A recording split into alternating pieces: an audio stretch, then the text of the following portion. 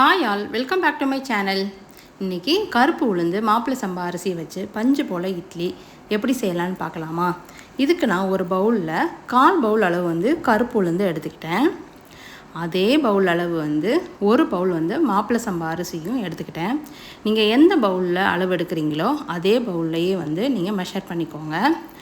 இதை நான் தண்ணி ஊற்றி நல்லா 2-3 டைம்ஸ் வாஷ் பண்ணி எடுத்துக்கிட்டேன்.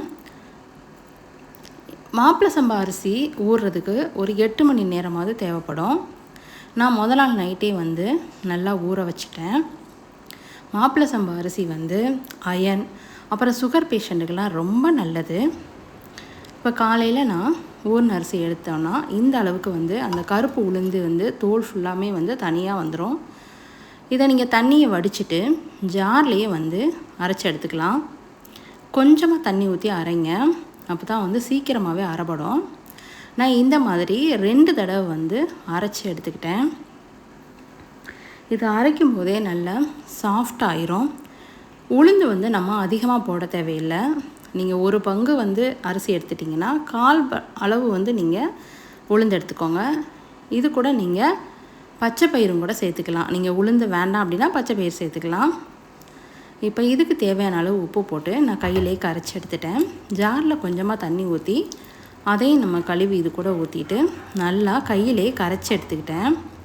கரண்டியில் நீங்கள் கலந்து விடுறதை விட கையில் இந்த மாதிரி கரைச்சி எடுத்திங்கன்னா சீக்கிரமாக பொங்கிடும். ஒரு 5 ஹவர்ஸ் போதும் உங்களுக்கு மாவு புளிப்புத்தன்மை ஏற்படுறதுக்கு. இப்போ பாருங்கள், நல்லா பொங்கிடுச்சு. இது ஓவராகவும் பொங்க வேண்டாம், இந்த அளவுக்கு இருந்துச்சுன்னா உங்களுக்கு கரெக்டாக இருக்கும். இப்போ பாருங்கள், மேல் உள்ள மாவுக்கும் நம்ம கரண்டியில் எடுக்கிற மாவுக்கும் கலர் டிஃப்ரெண்ட்டாக.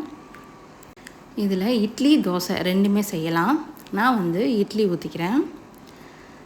நம்ம இட்லி தட்டில் இந்த மாதிரி நீங்கள் மாவு ஊற்றி வச்சுக்கோங்க. இதில் இட்லி தோசை குழிப்பணியாரம் இந்த மாதிரி நம்ம டிஃப்ரெண்ட்டாக செஞ்சுக்கலாம். இட்லி ஒரு 15 நிமிஷத்துலேயே உங்களுக்கு வெந்துடும். நான் ஒரு கருவேப்பிலை குச்சியை வச்சு செக் பண்ணி பார்த்துட்டேன். இந்த குச்சியில் மாவு ஒட்டவே இல்லை. இப்போ நம்ம தட்டில் மாற்றிட வேண்டிதான். ஈஸியாக வந்துடும் பாருங்கள். நம்ம அரிசி மாவில் கூட இந்த அளவுக்கு வருமானு தெரியாது. இதில் பாருங்கள் எந்த மாதிரி வந்திருக்கு அப்படின்னு.